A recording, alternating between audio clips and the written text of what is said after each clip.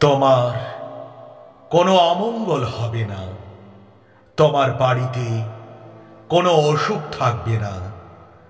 ঈশ্বর তার দূতদের আজ্ঞা দেবেন এবং তুমি যেখানেই যাবে তারা তোমায় রক্ষা করবে।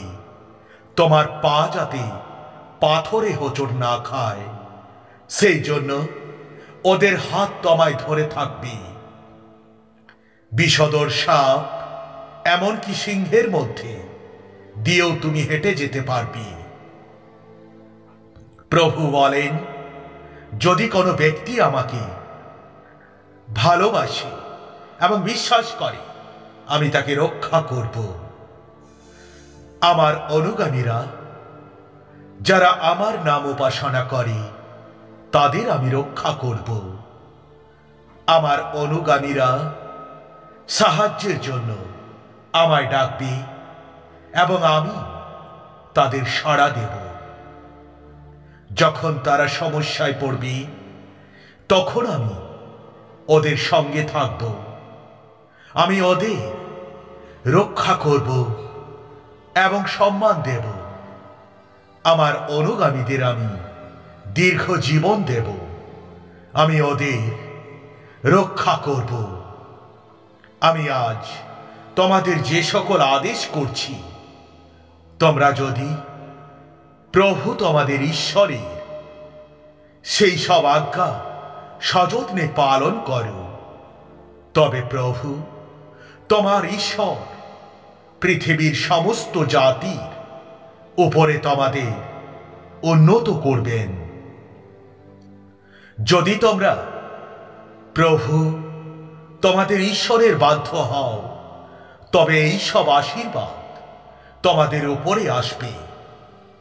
প্রভু তোমাদের নগরে এবং তোমাদের ক্ষেতে আশীর্বাদ করবেন। প্রভু তোমাদের গর্ভের ফল আশীর্বাদ যুক্ত করবেন। তিনি তোমাদের জমিকে আশীর্বাদ করবেন যাতে ভালো ফসল হয়। তিনি তোমাদের পশুদের আশীর্বাদ করবেন যাতে তাদের বহু শাবক জন্মায়। তোমাদের গরু ও মেষেদের আশীর্বাদ করবেন। প্রভু তোমাদের ঝুড়িগুলি ও পাত্রগুলিকে আশীর্বাদ করবেন এবং তা খাবারে ভরে দেবেন। তোমরা যা কিছু করো তাতেই সর্বসময়ে প্রভু তোমাদের আশীর্বাদ করবেন। তোমাদের বিরুদ্ধে যুদ্ধ করতে এসে এমন শত্রুকে পরাস্ত করতে প্রভু তোমাদের সাহায্য করবেন।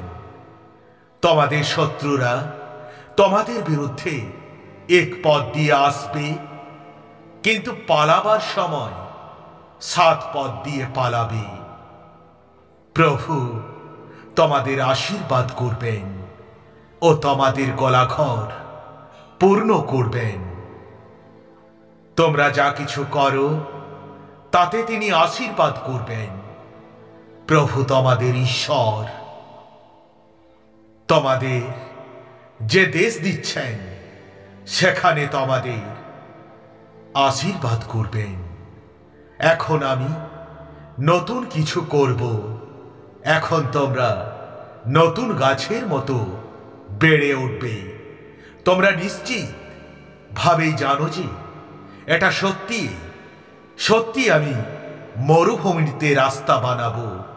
শুষ্ক জমিতে সত্যি আমি নদী তৈরি করব।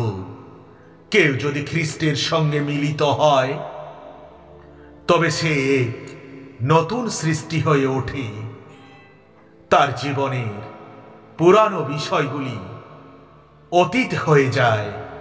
দেখো, তার সবই এখন নতুন হয়ে উঠেছে। নিজেদের রক্ষা করার জন্য লোকেদের অন্য কারো উপর আস্থা রাখা উচিত নয়, কারণ মানুষ মরণশীল এবং তারা মারা যাবে। তাই তোমাদের এটা ভাবা উচিত নয় যে তারা ঈশ্বরের মতো ক্ষমতাবান। মানুষকে বিশ্বাস করার থেকে প্রভুকে বিশ্বাস করা অনেক ভালো।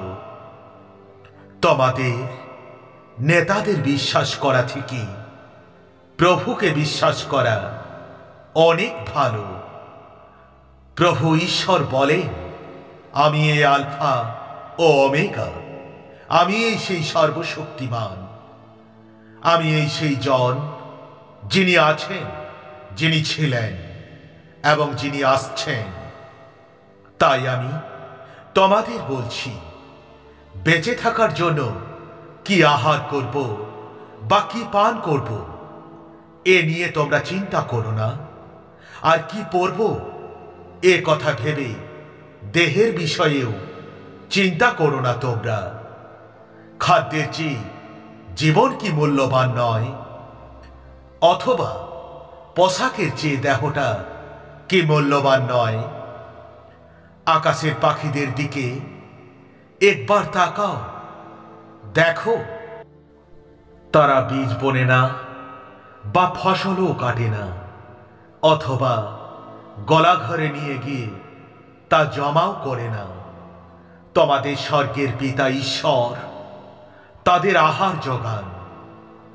তোমরা কি ওদের থেকে আরো মূল্যবান নও? তোমাদের মধ্যে কে ভাবনা চিন্তা করে নিজের আয়ু 1 ঘন্টা বাড়াতে পারে? ঈশ্বরকে পরিপূর্ণভাবে তোমরা বিশ্বাস করো, নিজের জ্ঞানের উপর নির্ভর করো না। তুমি যা কিছু করবে তাতে সর্বদা ঈশ্বরকে এবং তার ইচ্ছাকে স্মরণ করবে, তাহলে তিনি তোমাকে সাহায্য করবেন। আমি আমার পরিকল্পনাগুলো কি তা জানি, তাই এগুলো তোমাদের আমি বললাম। এই হলো প্রভুর বার্তা। আমি তোমাদের সুনিশ্চিত নিরাপদ ভবিষ্যৎ দিতে চাই। তোমাদের জন্য আমার ভালো ভালো পরিকল্পনা আছে। তোমাদের আঘাত করবার কোনো পরিকল্পনা আমার নেই। আমি তোমাদের আশা এবং সুনিশ্চিত ভবিষ্যৎ দিতে চাই। এখন তোমরা লোকরা আমার নামে মিনতি করবে, আমার কাছে এসে তোমরা প্রার্থনা করবে, আমি তোমাদের কথা শুনব। আমার শত্রুরা খুব মসৃণভাবে কথা বলে, শান্তির কথা বললেও ওরা যুদ্ধের পরিকল্পনা করে। ওদের কথা মাখনের মতো মসৃণ, কিন্তু ওইসব কথা ছুরির মতোই কাটে। যে ব্যক্তি প্রভুতে বিশ্বাস রাখবে সে প্রভুর আশীর্বাদ থেকে বঞ্চিত হবে না, কারণ প্রভু তাকে দেখাবেন যে তাকে বিশ্বাস করা যায়। এই ব্যক্তি জলের ধারে রোপণ করা গাছের মতো শক্তিশালী হয়ে উঠবে।